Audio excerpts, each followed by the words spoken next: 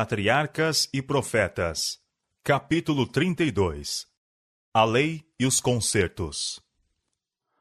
Adão e Eva, ao serem criados, tinham conhecimento da lei de Deus. Estavam familiarizados com os reclamos da mesma relativamente a si. Seus preceitos estavam escritos em seu coração. Quando o homem caiu pela transgressão, a lei não foi mudada, mas estabelecido um plano que remediasse a situação, trazendo novamente o homem à obediência. Foi feita a promessa de um Salvador e prescritas ofertas sacrificais que apontavam ao futuro, para a morte de Cristo como a grande oferta pelo pecado. Mas, se a lei de Deus nunca houvesse sido transgredida, não teria havido morte, tampouco haveria necessidade de um Salvador. Consequentemente, não teria havido necessidade de sacrifícios. Adão ensinou a seus descendentes a lei de Deus, e esta foi transmitida de pai a filho, através de gerações sucessivas. Mas, apesar das graciosas providências para a redenção do homem, poucos houve que as aceitaram e lhes prestaram obediência. Pela transgressão, o mundo se envileceu, tanto que foi necessário, pelo dilúvio, limpá-lo de suas corrupções. A lei foi preservada por Noé e sua família, e Noé ensinou a seus descendentes os 10 mandamentos. Como os homens de novo se afastassem de Deus, o Senhor escolheu Abraão, a respeito de quem declarou: Abraão obedeceu a minha voz, e guardou o meu mandamento, os meus preceitos, os meus estatutos e as minhas leis. Gênesis capítulo 26, verso 5. A ele foi dado o rito da circuncisão, que era um sinal de que os que o recebiam eram dedicados ao serviço de Deus. Garantia de que permaneceriam separados da idolatria e obedeceriam à lei de Deus. O fracasso dos descendentes de Abraão para manterem este compromisso, conforme se revela em sua disposição para formar aliança com os gentios e adotar-lhes os costumes, foi a causa de sua peregrinação e cativeiro no Egito. Mas, em seu intercâmbio com os idólatras e forçada submissão aos egípcios, os preceitos divinos tornaram-se ainda mais corrompidos com os ensinos vis e cruéis do paganismo. Portanto, quando o Senhor os tirou do Egito, desceu sobre o Sinai, cercado de glória e rodeado de seus anjos, e com terrível majestade proferiu sua lei aos ouvidos de todo o povo. Mesmo então não confiou seus preceitos à memória de um povo tão propenso a esquecer os seus mandos, mas escreveu-os em tábuas de pedra. Queria remover de Israel toda a possibilidade de misturar tradições gentílicas com seus santos preceitos, ou de confundir seus mandos com ordenanças e costumes humanos. Mas não se limitou a dar-lhes os preceitos do Decálogo. O povo mostrara deixar-se transviar tão facilmente que ele não deixaria indefesa nenhuma entrada para a tentação. Ordenou-se a Moisés escrever, conforme Deus lhe mandasse, juízos e leis, que davam minuciosas instruções quanto ao que era requerido. Estas instruções, relativas ao dever do povo para com Deus, de uns para com os outros e para com o estrangeiro, eram apenas os princípios dos 10 mandamentos, ampliados e dados de maneira específica, para que ninguém estivesse no caso de errar.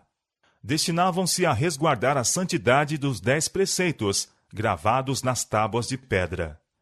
Se o homem houvesse guardado a lei de Deus conforme fora dada a Adão, depois de sua queda, preservada por Noé e observada por Abraão, não teriam havido necessidade de se ordenar a circuncisão.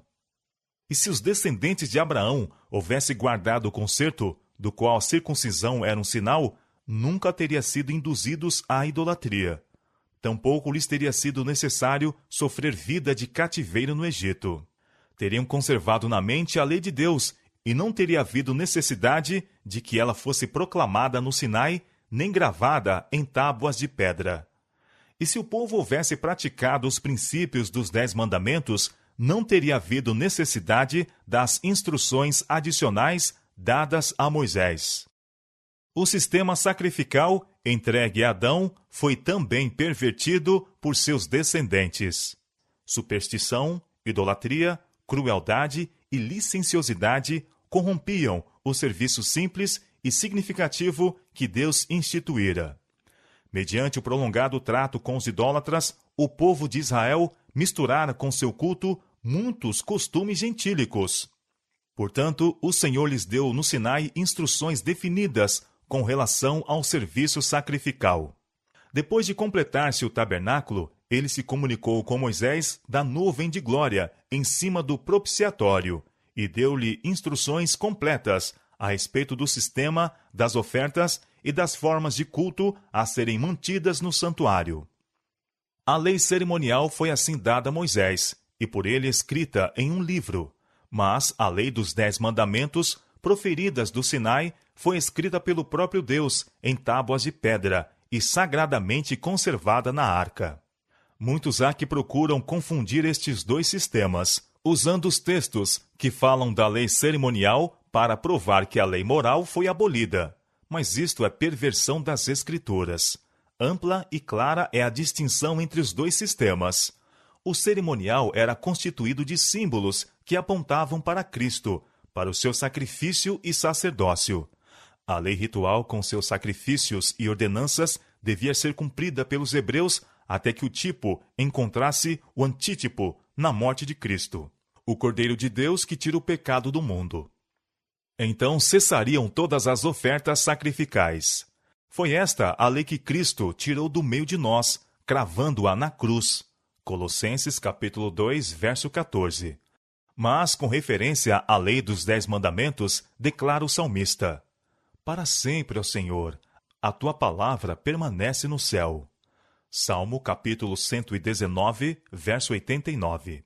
E Cristo mesmo diz: Não cuideis que vim destruir a lei, em verdade vos digo, tornando a asserção tão expressiva quanto possível, que até que o céu e a terra passem, nem um jota ou um tio se omitirá da lei, sem que tudo seja cumprido. São Mateus capítulo 5, versos 17 e 18. Ele ensina aqui não simplesmente o que os reclamos da lei tinham sido, e era então, mas que tais reclamos se manterão enquanto durarem os céus e a terra. A lei de Deus é tão imutável quanto o seu trono. Ela manterá suas reivindicações em relação à humanidade em todos os tempos. Com referência à lei proclamada no Sinai, diz Neemias: Sobre o monte de Sinai desceste, e falaste com eles desde os céus, e deste-lhes juízos retos, e leis verdadeiras, estatutos e mandamentos bons. Neemias capítulo 9, verso 13. E Paulo, apóstolo dos gentios, declara: A lei é santa, e o mandamento santo, justo e bom. Romanos capítulo 7, verso 12. Essa lei não pode ser outra senão o decálogo, pois é a que diz: Não cobiçarás. Conquanto a morte do Salvador pusesse termo à lei dos tipos e sombra, não diminuiu, no mínimo, a obrigação imposta pela lei moral. Ao contrário, o próprio fato de que foi necessário Cristo morrer, a fim de expiar a transgressão daquela lei, prova ser ela imutável. Aqueles que pretendem ter Cristo vindo a fim de abrogar a lei de Deus e abolir o Velho Testamento, falam da era judaica como sendo era de trevas, e representam a religião dos hebreus como que consistindo em meras formas e cerimônias. Mas isto é erro. Através de todas as páginas da história sagrada, nas quais o trato de Deus com seu povo escolhido se acha registrado, há indícios frisantes do grande Eu Sou. Nunca deu ele aos filhos dos homens manifestações mais claras de seu poder e glória do que quando foi reconhecido como o único governador de Israel, e deu a lei a seu povo. Ali estava um cetro empunhado por mão não humana, e as majestosas saídas do Rei invisível de Israel eram indescritivelmente grandiosas e terríveis. Em todas estas revelações da presença divina, a glória de Deus se manifestava por meio de Cristo. Não somente por ocasião do advento do Salvador, mas através de todos os séculos, após a queda e promessa de redenção, Deus estava em Cristo, reconciliando consigo o mundo. 2 Coríntios capítulo 5, verso 19. Cristo era o fundamento e o centro do sistema sacrificial, tanto da era patriarcal como da judaica. Desde o pecado de nossos primeiros pais, não tem havido comunicação direta entre Deus e o homem. O Pai entregou o mundo nas mãos de Cristo, para que por sua obra mediadora remisse o homem e reivindicasse a autoridade e santidade da lei de Deus. Toda a comunicação entre o céu e a raça decaída tem sido por meio de Cristo. Foi o Filho de Deus que fez a nossos primeiros pais a promessa de redenção. Foi ele que se revelou aos patriarcas. Adão, Noé, Abraão, Isaque, Jacó e Moisés compreenderam o Evangelho. Esperavam a salvação por meio do substituto e fiador do homem. Esses santos homens da antiguidade entretinham comunhão com o Salvador que viria ao nosso mundo em carne humana. E alguns falaram com Cristo e os anjos celestiais, face a face. Cristo não somente foi o guia dos hebreus no deserto, o anjo em que estava o nome de Jeová e que, velado na coluna de nuvem, ia adiante das hostes, mas foi também ele que deu a lei a Israel. Por entre a tremenda glória do Sinai, Cristo declarou aos ouvidos de todo o povo os 10 preceitos da lei de seu Pai. Foi ele que deu a Moisés a lei gravada em tábuas de pedra. Foi Cristo que falou a seu povo por intermédio dos profetas. Escrevendo à igreja cristã, diz o apóstolo Pedro que os profetas profetizaram da graça que vos foi dada, indagando que tempo ou que ocasião de tempo o Espírito de Cristo, que estava neles, indicava, anteriormente testificando os sofrimentos que a Cristo haviam de vir, e a glória que se lhes havia de seguir. 1 São Pedro, capítulo 1, verso 10 e 11. É a voz de Cristo que nos fala através do Velho Testamento. O testemunho de Jesus é o espírito de profecia. Apocalipse, capítulo 19, verso 10. Em seus ensinos, enquanto se achava pessoalmente entre os homens, Jesus encaminhava a mente do povo para o Velho Testamento.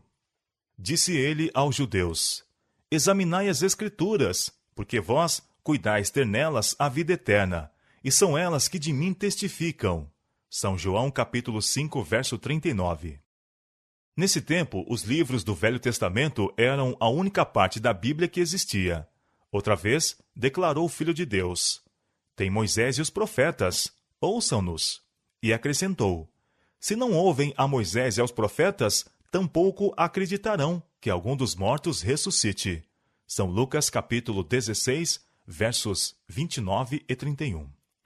A lei cerimonial foi dada por Cristo. Mesmo depois que ela não mais devia ser observada, Paulo apresentou-a aos judeus em sua verdadeira posição e valor, mostrando o seu lugar no plano da redenção e sua relação para com a obra de Cristo. E o grande apóstolo declara gloriosa esta lei, digna de seu divino organizador. O serviço solene do santuário tipificava as grandiosas verdades que seriam reveladas durante gerações sucessivas. A nuvem de incenso, que acendia com as orações de Israel, representa a sua justiça, que unicamente pode tornar aceitável a Deus a oração do pecador.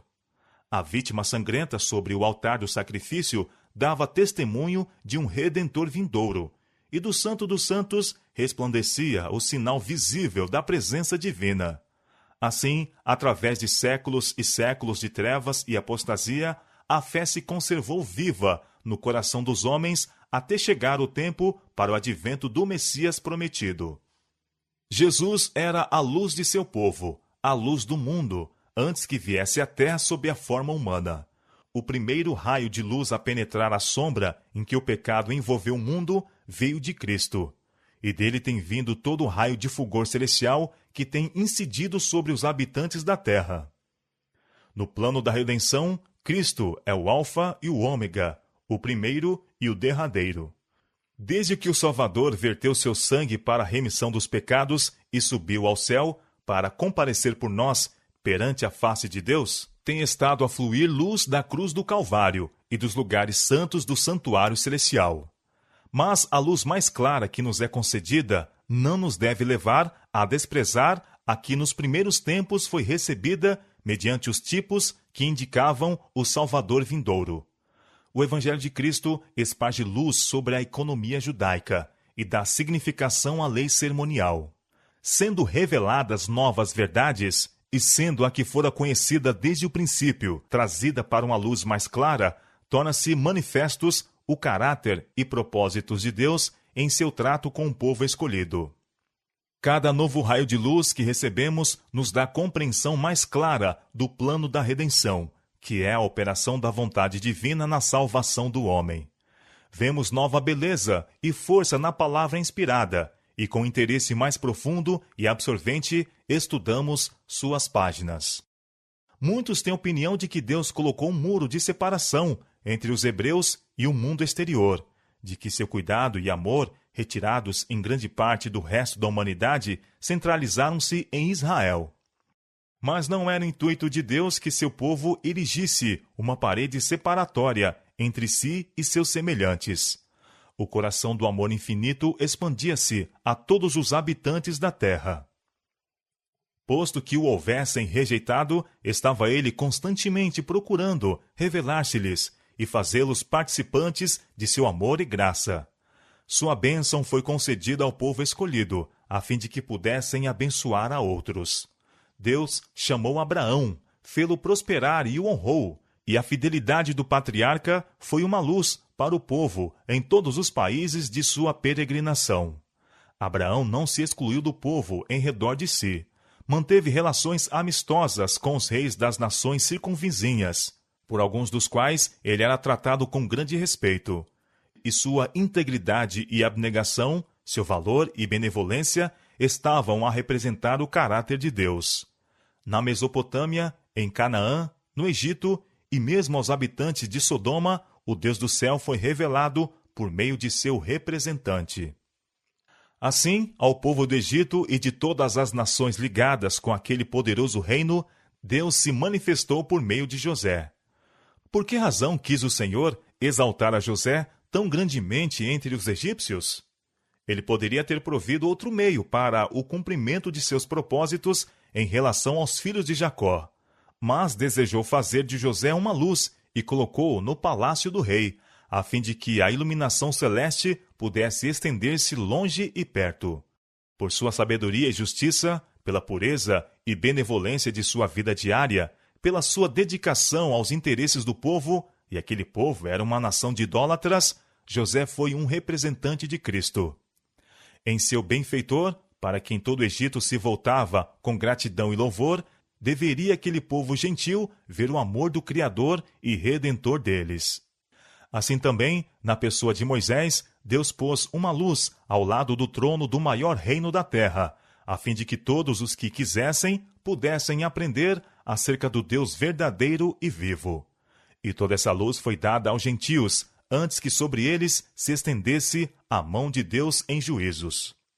No livramento de Israel do Egito, espalhou-se amplamente o conhecimento do poder de Deus. Tremeu o povo belicoso da fortaleza de Jericó. Ouvindo isto, disse Raabe: desmaiou o nosso coração, e em ninguém mais há ânimo algum, por causa da vossa presença.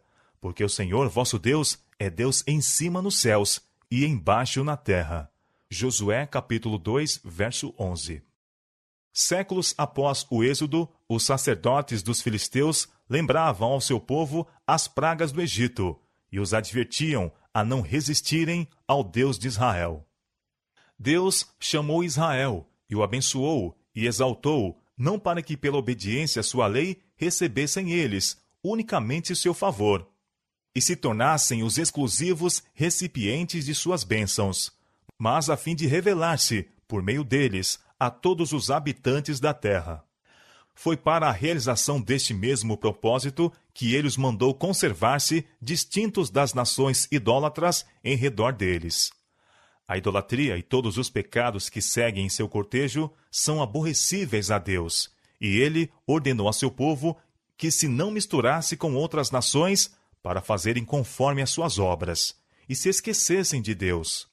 Proibiu-lhes casamento com idólatras, para que não acontecesse ser seu coração desviado dele. Era perfeitamente tão necessário naquele tempo como o é hoje, que o povo de Deus fosse puro, incontaminado do mundo.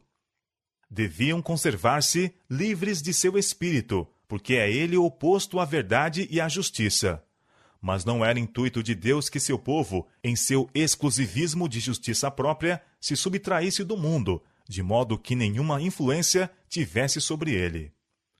Como seu mestre, os seguidores de Cristo deveriam em todo o tempo ser a luz do mundo.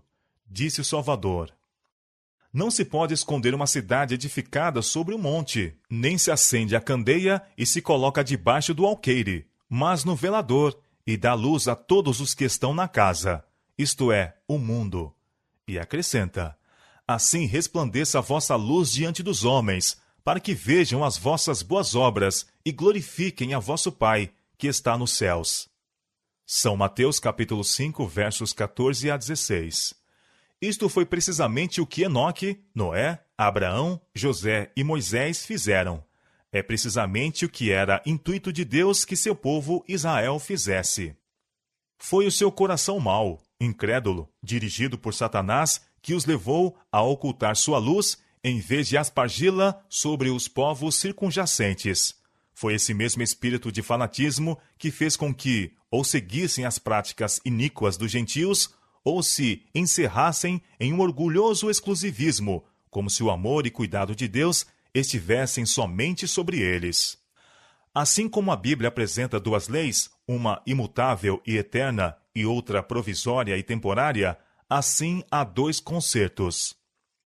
O concerto da graça foi feito primeiramente com o homem, no Éden, quando, depois da queda, foi feita uma promessa divina de que a semente da mulher feriria a cabeça da serpente. A todos os homens, este concerto oferecia perdão e a graça auxiliadora de Deus para a futura obediência mediante a fé em Cristo. Prometia-lhes também vida eterna, sob a condição de fidelidade para com a lei de Deus. Assim receberam os patriarcas a esperança da salvação. Este mesmo concerto foi renovado a Abraão, na promessa: em tua semente serão benditas todas as nações da terra. Gênesis capítulo 22, verso 18. Esta promessa apontava para Cristo. Assim, Abraão a compreendeu e confiou em Cristo para o perdão dos pecados. Foi esta fé que lhe foi atribuída como justiça. O concerto com Abraão mantinha também a autoridade da lei de Deus. O Senhor apareceu a Abraão e disse: eu sou o Deus Todo-Poderoso. Anda em minha presença e sê perfeito. Gênesis capítulo 17, verso 1. O testemunho de Deus concernente a seu fiel servo foi: Abraão obedeceu a minha voz e guardou o meu mandamento, os meus preceitos, os meus estatutos e as minhas leis. Gênesis capítulo 26, verso 5.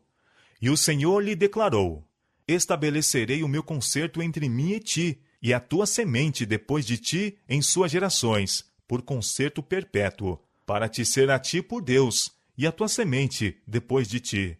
Gênesis capítulo 17, verso 7. Se bem que este concerto houvesse sido feito com Adão e renovado a Abraão, não poderia ser ratificado antes da morte de Cristo.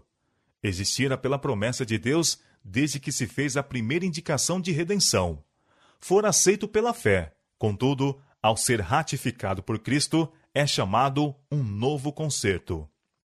A lei de Deus foi a base deste concerto, que era simplesmente uma disposição destinada a levar os homens de novo à harmonia com a vontade divina, colocando-os onde poderiam obedecer à lei de Deus. Outro pacto, chamado nas Escrituras o Velho Concerto, foi formado entre Deus e Israel no Sinai, e foi então ratificado pelo sangue de um sacrifício. O concerto abraâmico foi ratificado pelo sangue de Cristo, e é chamado o segundo, ou novo concerto, porque o sangue pelo qual foi selado foi vertido depois do sangue do primeiro concerto. Que o novo concerto era válido nos dias de Abraão evidencia-se do fato de que foi então confirmado tanto pela promessa como pelo juramento de Deus, duas coisas imutáveis, nas quais é impossível que Deus minta.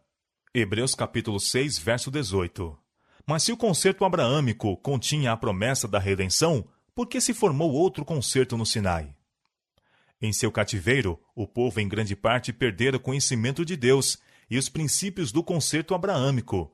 Libertando-os do Egito, Deus procurou revelar-lhes seu poder e misericórdia, a fim de que fossem levados a amá-lo e confiar nele.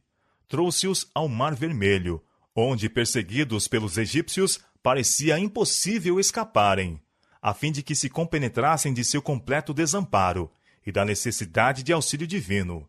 E então lhes operou o livramento. Eles se encheram de amor e gratidão para com Deus, e de confiança em seu poder para os ajudar. Ele os ligara a si na qualidade de seu libertador do cativeiro temporal. Havia, porém, uma verdade ainda maior a ser-lhes gravada na mente. Vivendo em meio de idolatria e corrupção, não tinham uma concepção verdadeira da santidade de Deus, da excessiva pecaminosidade de seu próprio coração, de sua completa incapacidade para, por si mesmos, prestar obediência à lei de Deus, e de sua necessidade de um Salvador. Tudo isto deveria ser-lhes ensinado. Deus os levou ao Sinai, manifestou sua glória, deu-lhes sua lei, com promessa de grandes bênçãos sob condição de obediência. Se diligentemente ouvirdes a minha voz e guardares o meu concerto, então me sereis um reino sacerdotal e o povo santo. Êxodo capítulo 19, versos 5 e 6. O povo não compreendia a pecaminosidade de seus corações, e que sem Cristo lhes era impossível guardar a lei de Deus, e prontamente entraram em concerto com Deus. Entendendo que eram capazes de estabelecer sua própria justiça, declararam: tudo que o Senhor tem falado faremos, e obedeceremos. Êxodo capítulo 24, verso 7. Haviam testemunhado a proclamação da lei com terrível majestade, e tremeram, aterrorizados diante do monte.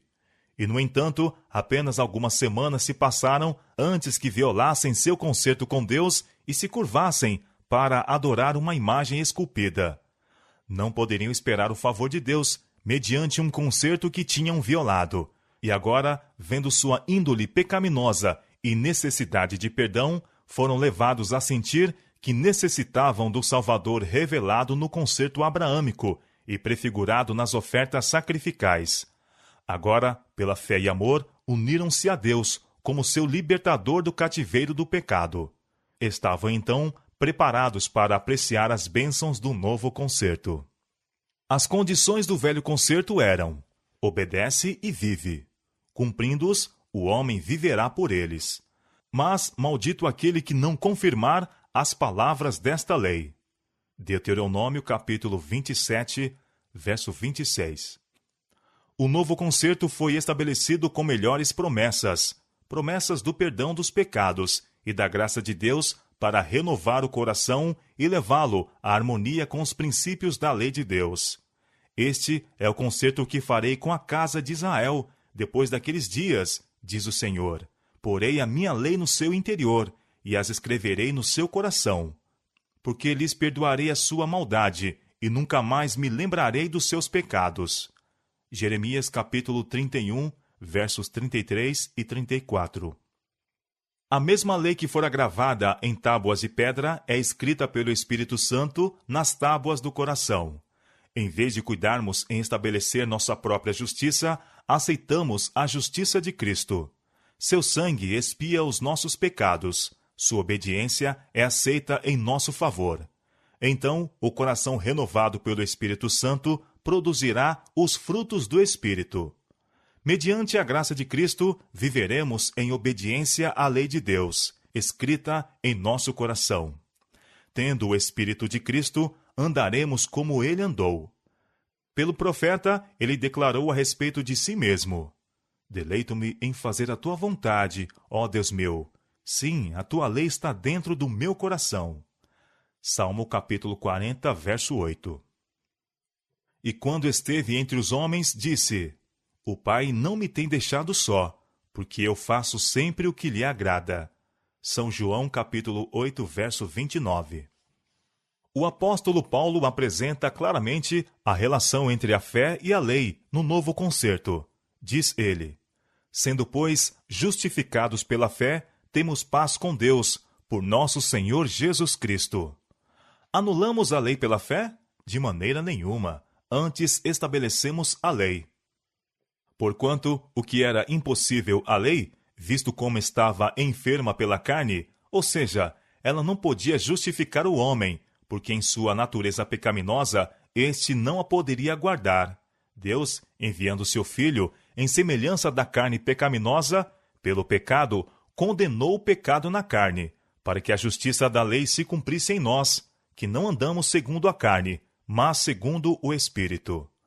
Romanos capítulo 5, versos 1 e capítulo 3, verso 31 e capítulo 8, versos 3 e 4. A obra de Deus é a mesma em todos os tempos, embora haja graus diversos de desenvolvimento e diferentes manifestações de seu poder para satisfazerem as necessidades dos homens nas várias épocas. Começando com a primeira promessa evangélica e vindo através da era patriarcal e judaica, e mesmo até o presente, tem havido um desenvolvimento gradual dos propósitos de Deus no plano da redenção. O Salvador, tipificado nos ritos e cerimônias da lei judaica, é precisamente o mesmo que se revela no Evangelho. As nuvens que envolviam sua divina pessoa foram removidas, o nevoeiro e as sombras desapareceram, e Jesus, o Redentor do mundo, se acha revelado. Aquele que do Sinai proclamou a lei e entregou a Moisés os preceitos da lei ritual é o mesmo que proferiu o Sermão do Monte. Os grandes princípios de amor a Deus, que estabeleceu como fundamento da lei e dos profetas, são apenas uma repetição do que ele dissera, por meio de Moisés, ao povo hebreu. Ouve, ó Israel, o Senhor nosso Deus é o único Senhor. Amará, pois, o Senhor teu Deus de todo o teu coração, e de toda a tua alma, e de todo o teu poder. Amarás o teu próximo como a ti mesmo. Deuteronômio capítulo 6, versos 4 e 5. E Levítico capítulo 19, verso 18. O ensinador é o mesmo em ambas as dispensações. As reivindicações de Deus são as mesmas. Os mesmos são os princípios de seu governo. Pois tudo procede daquele em quem não há mudança nem sombra de variação. São Tiago, capítulo 1, verso 17.